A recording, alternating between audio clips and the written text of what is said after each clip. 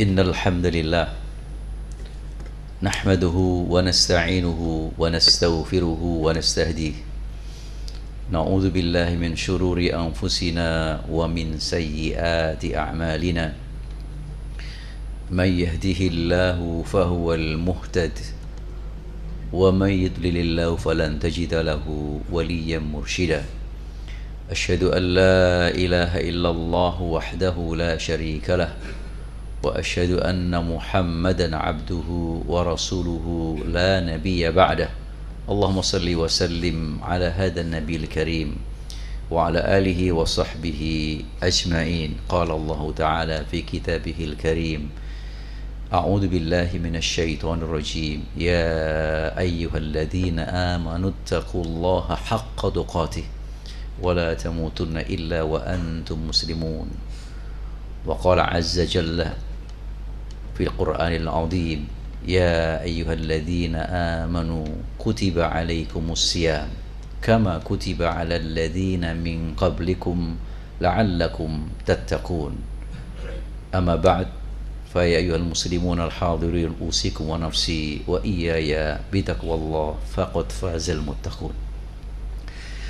Sidang Jumat yang berbahagia, marilah kita bersama-sama memantapkan kembali janji dan ikatan kita dengan Allah untuk menjadi hamba yang mengakui secara sejati atas ketauhidannya dan pengakuan kita Allah sebagai satu-satunya Tuhan yang kita sembah, dan pengakuan kita sanggup untuk menjadi hambanya yang beriman.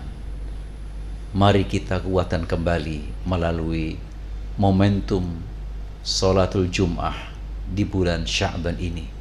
Semoga Allah memudahkan kita. Semoga Allah memberikan pertolongan, taufik dan hidayah kepada kita dalam rangka meniti menuju hambanya yang semakin bertakwa. Amin ya rabbal alamin. Hadirin sidang Jumat yang berbahagia, beberapa hari lagi kita akan memasuki satu bulan yang kita semua kenal, yang disebut dengan bulan Ramadan. Ramadan yang mengandung sejumlah dan luar biasa tak terhitung kebaikan. Ramadan hakikatnya adalah tamu agung yang mulia, tamu yang membawa berbagai keberkahan, tamu yang menghadirkan berbagai kebaikan, tamu yang memberikan pengampunan, tamu yang melipat gandakan pahala kebaikan, dan bahkan tamu yang bisa mengentaskan kita dari api neraka.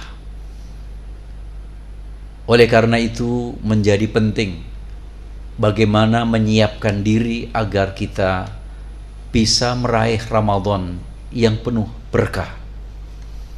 Berkah dalam pengertian ulama, al-barakatu hiya ziyadatul khairi.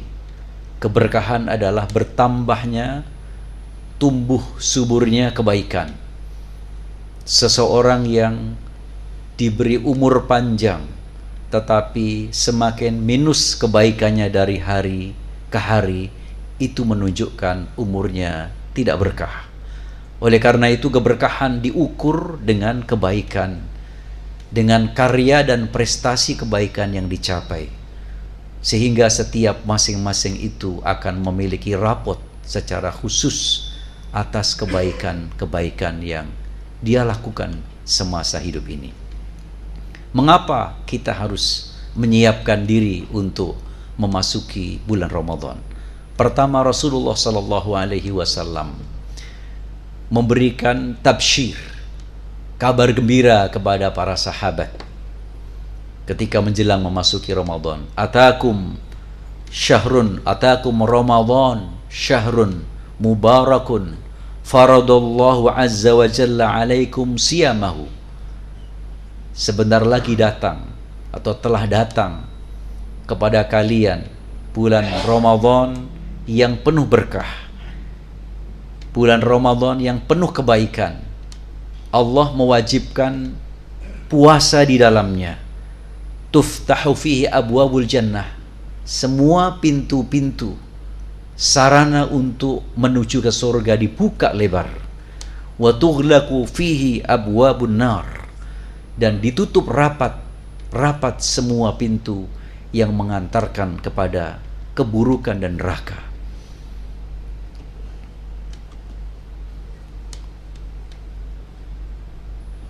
Wasufidatus syayatin, dan setan juga dibelenggu di saat itu. Bukan saja setan dibelenggu, bukan saja pintu surga dibuka, bukan saja pintu neraka ditutup, tetapi juga fihi lailatun khairun min alfi syahr. Man hurrima atau man harrama khairaha faqad hurrima. Dan yang menjadi sangat penting adalah barang siapa yang menutup diri untuk berkontribusi mendapat kebaikan di bulan Ramadan, itulah hakikatnya orang-orang yang paling celaka dalam hidup ini. Hadis ini diriwayatkan Imam Bukhari dan Muslim. Hadirin sidang Jumat rahimakumullah. Berdasar hadis ini, Imam Ibnu Rajab Al-Hambali beliau mengatakan, hadal hadis aslun fi tahni'atin nas ba'duhum ba'dha bi syahri Ramadan. Inilah yang menjadi dasar kenapa kita membudayakan adanya saling mengucapkan selamat Ramadan. Dan bahkan lebih awal dari itu, membuat pamflet, membuat spanduk, mensyiarkan. Dalam konteks modern, inilah salah satu model publikasi yang dibangun Rasulullah. Oleh karena itu, sebelum memasuki Ramadan, yang harus kita lakukan adalah bagaimana membangun opini positif tentang Ramadan. Apakah opini itu ada di masjid, di jalan, di rumah, di keluarga, dan seterusnya. Syukur-syukur secara lebih luas negara memberikan sambutan secara khusus. Bukan saja di awal Ramadan, tetapi meskipun dasarnya hadis dhaif, namun itu merupakan sebuah satu realitas para sahabat bahwa sejak bulan Rajab, bulan Sya'ban, mereka itu telah merindukan kehadiran Ramadan. Di dalam Hilyatul Auliya dikatakan para sahabat itu 6 bulan mereka berdoa bagaimana supaya disampaikan umurnya sampai bulan Ramadan. Sedangkan 6 bulan berikutnya setelah Ramadan mereka berdoa agar seluruh amal yang dikerjakan Ramadan dikabul oleh Allah Subhanahu wa ta'ala. Sehingga Ramadan menjadi poros kehidupan. Wajar ketika Ramadan menjadi poros kehidupan karena Ramadan merupakan syahrun karimun azimun, bulan yang sangat mulia dan bulan yang sangat agung. Kemuliaannya itu memiliki karakteristik karena Ramadan menjanjikan, memberikan, serta mengumbar berbagai kebaikan-kebaikan yang itu tidak ada di bulan-bulan yang lain. Bagaimana di dalam hadis qudsi dikatakan, kullu amali ibni adam lahu illa sauma fa innahu li wa ana ajzi bih. Semua amal itu pemiliknya adalah pelakunya itu sendiri. Illa sauma, kecuali puasa pemiliknya itu adalah Allah. Wa ana ajzi bihi, dan Allah yang akan memberikan ganjaran, kompensasi, pahala yang tidak terukur. Inilah keagungan performa bulan suci Ramadan yang harusnya kita publikasikan sehingga bisa mempengaruhi opini publik yang sangat positif. Bukan malah kemudian sebelum Ramadan yang kita bahas hanya tentang lebaran, hanya tentang mudik. Tidak ada salah membahas mudik, tetapi justru terlalu lompat. Ketika kemudian ada mudik tapi tidak ada amal-amal ibadah dalam bulan suci Ramadan, maka amal itu menjadi tidak sempurna dan jauh dari kesempurnaan. Sehingga yang pertama, persiapan yang harus kita lakukan adalah membangun opini publik yang positif tentang bulan suci Ramadan yang merupakan bulan yang sangat agung dan bulan yang sangat mulia. Di antaranya karakteristik kemuliaannya adalah innahu mausimul ibadah. Ramadan itu merupakan musim ibadah. Yang disebut musim itu adalah sesuatu yang dominan. Disebut musim hujan karena setiap hari hujan atau nyaris setiap hari hujan. Oleh karena ketika kita menyebutkan Ramadan musim beribadah, maka seharusnya tidak ada waktu yang terlewatkan pun kecuali kita beribadah kepada Allah Ta'ala. Bulan Ramadan juga disebut mukaffirudz dzunub. Ramadan menjanjikan untuk menghapuskan seluruh dosa dengan berbagai model dan tampilannya, dengan berbagai amalan yang kita sajikan. Itu semuanya memberikan sugesti kepada kita bahwa setiap langkah kita menggugurkan dosa dan khilaf kita, baik sesama Allah Subhanahu wa Ta'ala, apalagi kemudian bersama manusia. Nah, oleh karena itu Ramadan juga mufaddilul a'mal salihat. Seluruh amal-amal itu kemudian dilipat gandakan oleh Allah. Bagaimana kita bisa membayangkan lipatan Ramadan, lipatan hari biasa itu Allah lipatkan menjadi 10 kali sampai 700 kali. Tetapi Ramadan sanggup melipat gandakan satu titik kebaikan, dilipat gandakan menjadi 83 tahun lebih beberapa bulan alias Lailatul Qadar. Jika kemudian seseorang melakukan amalan kebaikan bertepatan dengan Lailatul Qadar, 1 poin kebaikan, maka seakan-akan dia telah melakukan kebaikan itu selama 1000 bulan. Itu hanya didapati di bulan suci Ramadan. Bahkan lebih dahsyat dari itu, bahwa di dalam Ramadan itu menjanjikan akan membebaskan hamba-hambanya dari neraka. Oleh karena itu, jika kita lihat bagaimana rentetan, ketika pertama sebagian para da'i dan sebagian ungkapan yang sangat ma'ruf, awwaluhu rahmatun wa wasatuhu maghfiratun wa akhiruhu itqun minan nar. Ini menggambarkan bagaimana perjalanan bulan suci Ramadan, di mana di awalnya itu penuh dengan kasih sayang, rahmat, yang kemudian akan bisa menggugurkan seluruh dosa-dosa manusia, dan karena dia bersih maka kemudian dia akan dibebaskan dari neraka Allah, na'udzubillah min zalik. Semoga kemudian kita semuanya dimudahkan Allah Subhanahu wa Ta'ala dari proses menuju rahmat sampai pembebasan kita oleh Allah Ta'ala dari api neraka. Amin ya rabbal alamin. Hadirin sidang Jumat yang berbahagia, itu yang pertama. Yang kedua, kaifa nu'iddu anfusana, bagaimana menyiapkan diri kita agar kita bisa meraih semua yang menjadi karakteristik yang dijanjikan oleh bulan suci Ramadan bisa kita raih. Yang pertama, kita harus memperbanyak amal-amal di bulan Sya'ban ini. Dan bulan Sya'ban merupakan bulan yang paling Rasulullah gemari untuk melakukan puasa. Di dalam riwayatnya Aisyah radhiyallahu anha yang diriwayatkan oleh Bukhari dan Muslim, katakan, "Kana ma ra'aitu Rasulullah sallallahu alaihi wasallam yasumu fi ghairi Ramadan aktsara mimma yasumu fi syahri Sya'ban atau kama qala." Bahkan riwayatnya Ummu Salamah, "Wa kana yasumu Sya'ban kullah." Dan di dalam riwayatnya Muslim, Aisyah sendiri, "Wa kana yasumu Sya'ban kullah."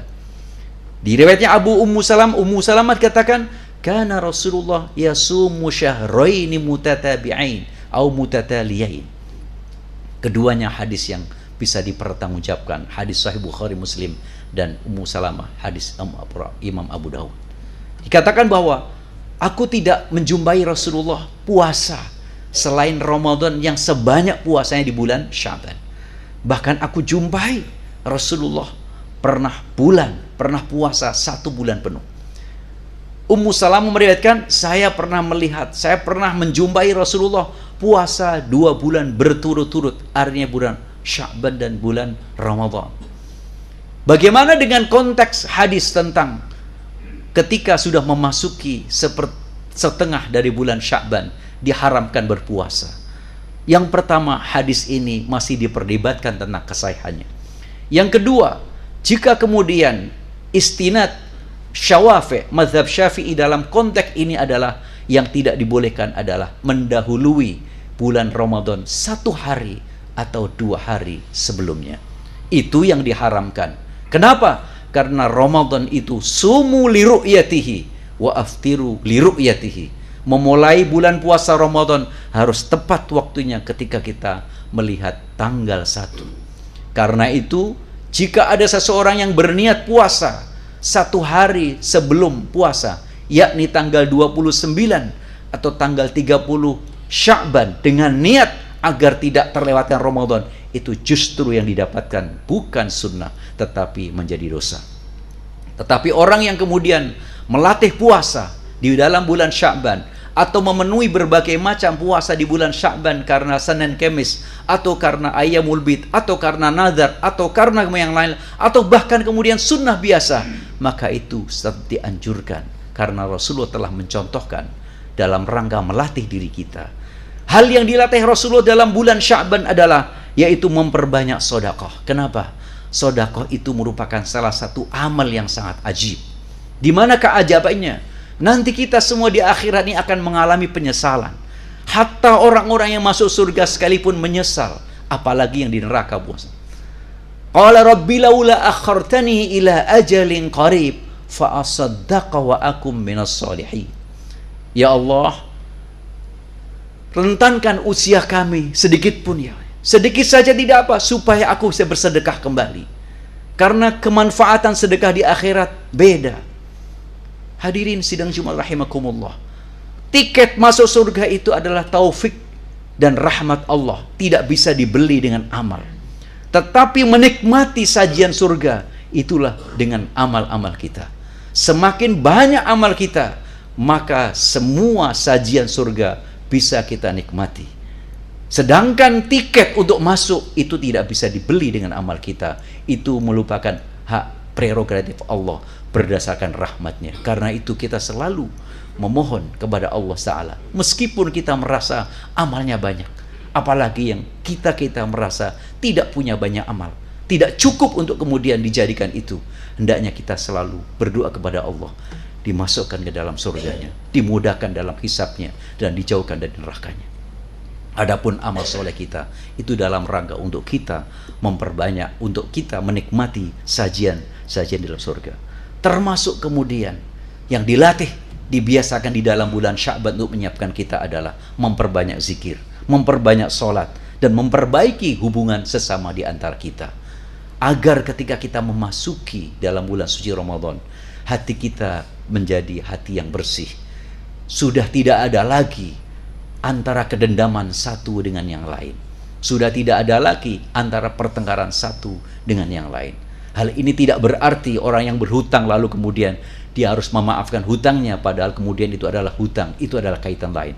Tetapi bahwa yang diperlukan di sini adalah bagaimana menyelesaikan antara interpersonal kita agar tidak terjadi sesuatu yang mengganjal.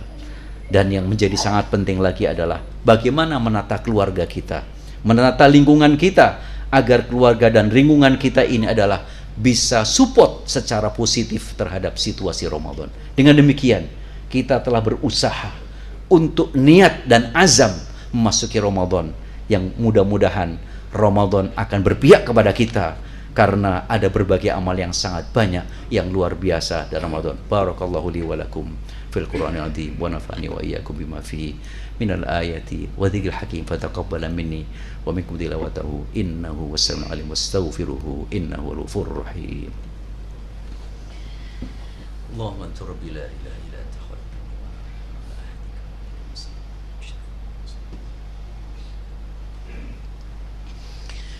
alhamdulillah alhamdulillahilladzi hadana li hadza wa ma kunna linahtadiya laula an hadana Allah. Asyhadu an la ilaha illallah wa asyhadu anna Muhammadan abduhu wa rasuluh. Allahumma salli ala sayyidina Muhammad wa ala ali sayyidina Muhammad kama sallaita ala sayyidina Ibrahim wa ala ali sayyidina Ibrahim fil alamin innaka Hamidum Majid. Usikum wa nafsi wa iyaya bitaqwallah faqad fazal muttaqun. Sidang Jumat, sebelum kita tutup khutbah dengan bersama-sama kita berdoa, saya ingin menyampaikan satu hadis yang penting. Hadis yang diriwayatkan Imam Al-Bukhari. Kullu amal ibn Adam lahu illa as-sawma fa innahu li wa ana ajzi bihi wa idza kana yaumu saumi ahadikum fala yarfus wa la yaskhab fa in sabahu ahadun aw qatalahu falyakul inni saimun rawahul Bukhari. Setiap amal anak manusia itu dia yang akan memiliki dan bertanggung jawab, kecuali puasa. Maka itu di take over oleh Allah Subhanahu wa taala. Dan ketika saat puasa hendaknya tidak berkata-kata kasar maupun berkata-kata jorok. Dan ketika dipancing oleh seseorang untuk bertengkar atau melakukan suatu perlawanan, katakan kepadanya, aku sedang berpuasa, aku sedang berpuasa, aku sedang berpuasa. Hadis riwayat Imam Al-Bukhari. Summa sallu wa sallimu ala nabiyikum fa inna Allah azza wa jalla qala inna Allaha wa malaikatahu yusalluna ala nabi ya ayyuhalladzina amanu sallu alaihi wa sallimu taslima. Allahumma salli ala sayyidina Muhammad abdika wa rasulika an-nabiyil ummi wa ala alihi wa sahbihi wa sallam tasliman katsira adada ma ahata bihi ilmuka wa khatta bihi qalamuk wa ahsahu kitabuk wardallahu an sadatina Abi Bakr wa Umar wa Uthman wa Ali wa anis sahabati ajma'in wa anit tabi'in wa tabi'ihim bi ihsan ila yaumiddin wa alaina ma'ahum bi rahmatika ya arhamar rahimin. Allahumma fil muslimin wal muslimat wal mu'minin wal mu'minat al ahya'i minhum wal amwat innaka sami'un qaribun mujibud da'wat ya qadiyal hajat wa ya kafi'al muhimmat. Allahumma ij'al baldatana Indonesia baldatan thayyibah aminah ra'iyah bi ri'ayati rabbil alamin. Allahumma anta munzilal kitab wa mujriyas sahab sari'al hisab ihzimis sahayinatal ghasibah wa man awanahum wa man walahum minasy syarqi wal gharbi innahum zalimuna mu'taduna mutajawizun. Allahumma dammirhum tadmira dammir quwwatahum dammir mu'askarahum wa junudahum dammir quwwatahum fa innaka ala kulli syai'in qadir. Allahumma zalzil aqdamahum shattit shamlahum farriq jam'ahum innaka ala kulli syai'in qadir. Ibadallah, innallaha ya'muru bil 'adli wal ihsan wa ita'i dzil qurba wa yanha 'anil fahsya'i wal munkari wal baghi ya'idukum la'allakum tadhakkarun. Fadhkurullahal 'azim yadhkurkum was'alu min fadlihi yu'tikum washkuru ala ni'amihi yazidkum waladzikrullahi akbar wa aqimus salat. Assalamualaikum. Bersama Saling Sapa TV.